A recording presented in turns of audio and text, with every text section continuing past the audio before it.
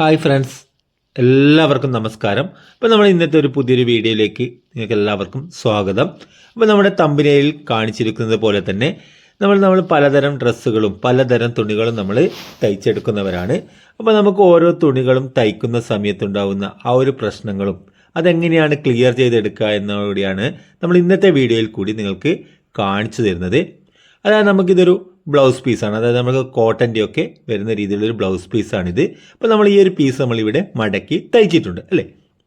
അപ്പോൾ നമുക്കിവിടെ മടക്കി തയ്ക്കുന്ന സമയത്ത് നമുക്കിവിടെ കറക്റ്റ് നല്ല വൃത്തിയോടുകൂടി തന്നെ നമുക്ക് തയ്ക്കാൻ പറ്റിയിട്ടുണ്ട്. അതായത് നമുക്ക് കോട്ടൺ തുണികളൊക്കെ ആകുമ്പോൾ നമുക്കിതുപോലെ നീറ്റായിട്ട് തയ്ച്ചെടുക്കാനൊക്കെ കഴിയും. അതായത് നമുക്ക് തയ്ക്കുന്ന സമയത്ത് നമ്മൾ ശ്രദ്ധിക്കേണ്ട ചെറിയ ചെറിയ കാര്യങ്ങളാണ് ഞാൻ ഈ ഒരു വീഡിയോയിൽ കൂടി നിങ്ങൾക്ക് പറഞ്ഞു തരുന്നത്. അപ്പോൾ നിങ്ങൾ ആ ഒരു തയ്ക്കുന്ന രീതിയാണ് നിങ്ങളത് മനസ്സിലാക്കി എടുക്കേണ്ടത്. അതായത് നമ്മൾ ആദ്യം നിങ്ങൾക്കൊരു കോട്ടൺ തുണിയിൽ നിങ്ങൾക്ക് തയ്ച്ച് കാണിച്ചു തന്നു. ഇത് നമുക്ക് വരുന്നത് ഒരു സമ്മർ കൂളിൻ്റെ പീസാണ് വരുന്നത്. അപ്പോൾ ഈ ഒരു പീസിന് നമ്മൾ അതുപോലെ തന്നെ തയ്ക്കാം. അപ്പോൾ നമ്മൾ ആ ഒരു രീതിയിൽ തയ്ക്കുന്ന സമയത്ത് നമ്മൾ വരുത്തേണ്ട ചെറിയ ചെറിയ മാറ്റങ്ങളാണ് കൃത്യമായിട്ട് ഞാൻ നിങ്ങൾക്ക് പറഞ്ഞു തരുന്നത്. അതായത് നമുക്ക് ഇവിടെ മെഷീനിൽ നമുക്ക് എന്തെങ്കിലും സ്റ്റിച്ചിങ്ങിൽ ചെറിയ ചെറിയ കംപ്ലൈൻറ്റുകൾ ഉണ്ടെങ്കിൽ നമുക്കത് തയ്ക്കുന്ന സമയത്ത് പൂർണ്ണമായും മാറ്റിയെടുക്കാൻ കഴിയില്ല.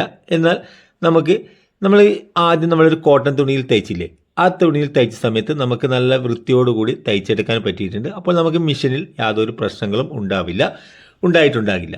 അതായത് നമുക്ക് ഇവിടെയും നമുക്കത് ഇതുപോലെ തയ്ച്ചെടുക്കാൻ പറ്റുന്നുണ്ട് അല്ലേ, നല്ല കൃത്യമായി തയ്ച്ചെടുക്കാൻ പറ്റുന്നുണ്ട്. ഇനി നമുക്ക് ഇത് വരുന്നത് നമുക്കൊരു സാറ്റൻ തുണിയാണ്.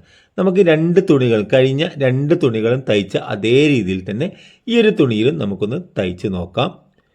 അപ്പോൾ നമ്മളത് ഇതുപോലെ തന്നെ മടക്കി തയ്ക്കാം. ഇത് നിങ്ങൾക്ക് മടക്കി തയ്ക്കുന്നത് മാത്രമല്ല, നിങ്ങൾ എങ്ങനെ തയ്ക്കുന്ന സമയത്തും രണ്ട് പീസുകൾ ജോയിൻറ്റ് ചെയ്യുന്ന സമയത്തൊക്കെ നിങ്ങൾക്ക് വരുന്ന ആ ഒരു പ്രശ്നങ്ങളൊക്കെയാണ് ഞാൻ ഈ ഒരു വീഡിയോയിൽ നിങ്ങൾക്ക് കാണിച്ചു തരുന്നത്.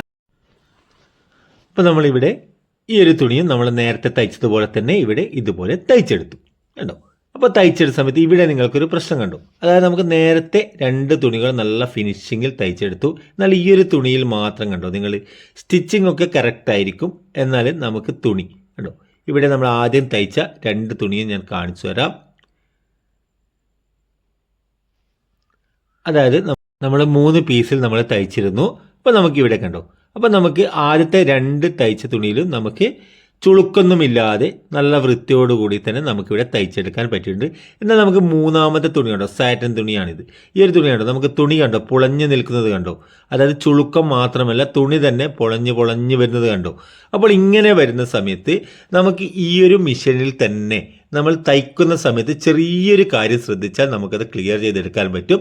എന്നാൽ ചില തുണികൾ തയ്ക്കുന്ന സമയത്ത് നമുക്കിവിടെ ഈ ഒരു പ്രഷർ ഫുഡിൻ്റെ ഭാഗത്തോ അല്ലെങ്കിൽ നമുക്ക് മെഷീൻ്റെ പല്ലിലോ എന്തെങ്കിലും പ്രശ്നങ്ങൾ ഉണ്ടെങ്കിൽ നമുക്ക് ഇതുപോലെ വരും. എന്നാൽ അങ്ങനെ വരികയാണെങ്കിൽ നമുക്ക് എല്ലാ തുണികളിലും നമുക്ക് അതുപോലെ വരും. എന്നാൽ ഇത് നമുക്ക് കണ്ടോ ഒരു തുണിയിൽ മാത്രമാണ് നമുക്കിത് വന്നിരിക്കുന്നത്. അപ്പോൾ നമുക്ക് അതെങ്ങനെയാണ് ക്ലിയർ ചെയ്തെടുക്കുന്നത് നോക്കാം. അപ്പോൾ നമുക്ക് ചിലർ കരുതും അത് നമ്മൾ ക്രോസിലൊക്കെ കട്ട് ചെയ്തത് കൊണ്ടാണ് അങ്ങനെ വന്നതെന്ന്. അങ്ങനെയല്ല, നമ്മൾ ആ തുണി ആ സ്റ്റിച്ച് ചെയ്ത തുണിയുടെ സൈഡിൽ കൂടി തന്നെ കട്ട് ചെയ്തിട്ടുണ്ട്. ഇനി നമുക്ക് വീണ്ടും ആ ഒരു തുണിയെ മടക്കി തയ്ക്കുകയാണ്. അപ്പോൾ നമ്മൾ നേരത്തെ മടക്കി വെച്ചതുപോലെ തന്നെ ഇതുപോലെ വെച്ച് ഇവിടെ നിന്ന് നമ്മൾ സ്റ്റിച്ചിങ് തുടങ്ങുന്നു. അതാണ് ഞാൻ നിങ്ങളോട് പറഞ്ഞത്, തയ്ക്കുന്ന സമയത്ത് നമ്മൾ ചെയ്യുന്ന ചെറിയൊരു കാര്യമാണ് ഇവിടെ വലിയൊരു ഫിനിഷിങ്ങിലേക്ക് നമ്മുടെ സ്റ്റിച്ചിങ്ങിനെ കൊണ്ടുപോകുന്നത്. അത് നമ്മൾ നേരത്തെ തയ്ച്ചതുപോലെ തന്നെ ഇതുപോലെ മടക്കി വെച്ച് നമ്മൾ നേരത്തെ തയ്ക്കുന്ന സമയത്ത് നിങ്ങൾ ശ്രദ്ധിച്ചിട്ടുണ്ടാകും, നമ്മൾ വലത് കൈയുടെ വിരൽ നമ്മൾ പ്രഷർ ഫുഡിൻ്റെ മുന്നിൽ വെച്ചിട്ടാണ് നമ്മളിവിടെ തയ്ച്ചത് അല്ലേ. എന്നാൽ നമ്മൾ ഇതുപോലെ വരുന്ന സമയത്ത് നമ്മൾ എന്ത് ചെയ്യുക, നമ്മുടെ കൈ ബാക്കിലേക്ക് കൊണ്ടുപോയി നമ്മുടെ തുണിയിലെ ആ ഒരു തുണിയിൽ ചെറുതായി ഒന്ന് ടച്ച് ചെയ്ത് കൊടുക്കുക. അത് കരുതി നമ്മളത് വലിച്ച് പിടിക്കേണ്ട ആവശ്യമൊന്നുമില്ല. ഒരിക്കലും ഇതുപോലെ പിടിച്ച് വലിക്കാനൊന്നും പാടില്ല. നമുക്ക് നല്ല ഫിനിഷിങ്ങോടുകൂടി കിട്ടുകയേ വേണ്ടൂ. തുണി വലിച്ചു പിടിച്ചാൽ സ്റ്റിച്ച് വൃത്തി ഉണ്ടാവില്ല. അപ്പോൾ നമ്മൾ ഇതുപോലെ മടക്കി വെച്ചതിന് ശേഷം നമ്മൾ തയ്ക്കുന്ന സമയത്ത് നമ്മൾ വിരലിനെ ഒന്ന് ബാക്ക് ഭാഗത്തുണ്ടോ ഇവിടെ പിടിച്ച് വലിക്കരുത്.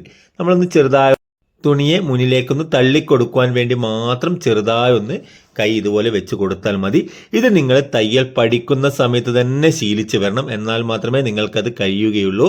അപ്പോൾ നിങ്ങൾ പഠിക്കുന്ന ആളൊക്കെ ആണെങ്കിൽ, ആദ്യമായിട്ടൊക്കെ തയ്ക്കുന്നവരൊക്കെ ആണെങ്കിൽ ഇതുപോലെ തന്നെ തയ്ച്ച് പഠിക്കണം. അപ്പോൾ നിങ്ങൾക്ക് ഞാൻ രണ്ട് പീസ് ഞാൻ കാണിച്ചു തരാം. ഈ ഒരു പീസ് കണ്ടോ നിങ്ങൾക്ക് തയ്ച്ചത് വെറുതെ നമ്മളൊന്ന് പിറകിൽ നമ്മൾ ചെറിയൊരു കൈ അവിടെ വെച്ച് കൊടുത്തു എന്നുള്ള ആ ഒരു ഗുണം കൊണ്ട് മാത്രം നമുക്ക് ആ 2 പീസും ഞാൻ കാണിച്ചു തരാം. അതായത് നമ്മൾ കട്ട് ചെയ്ത് കണ്ടോ, ഇത് നമ്മൾ കട്ട് ചെയ്തതാണ്, അതിൻ്റെ ആദ്യം തയ്ച്ച പീസ് കട്ട് ചെയ്തതാണ്. അപ്പോൾ ആ ഒരു പീസും ഇവിടെ ഈ ഒരു ഭാഗവും നമ്മൾ തയ്ച്ചതിലുള്ള ആ വ്യത്യാസം കണ്ടോ നിങ്ങൾക്ക്. ആദ്യത്തെ പീസ് നമുക്ക് പൊളഞ്ഞിട്ട് വന്നിട്ടുണ്ട്, അതുപോലെ തന്നെ ചുരുക്കവും കൂടുതലാണ്. എന്നാൽ രണ്ടാമത് തയ്ച്ച് നമുക്ക് നല്ല ഫിനിഷിങ്ങോട് കൂടി കിട്ടിയത് കണ്ടോ. അപ്പോൾ ഇതുപോലെ കിട്ടാൻ നിങ്ങൾ ഈ ഒരു കാര്യം നിങ്ങൾ ശ്രദ്ധിക്കുക. അപ്പോൾ വീഡിയോ നിങ്ങൾക്ക് ഉപകാരപ്രദമായിട്ടുണ്ടെങ്കിൽ ചാനൽ ഒന്ന് സബ്സ്ക്രൈബ് ചെയ്യുക, വീഡിയോ ഒന്ന് ലൈക്ക് ചെയ്യുക, ഷെയർ ചെയ്യുക. അപ്പോൾ പുതിയൊരു വീഡിയോയുമായി വീണ്ടും കാണാം.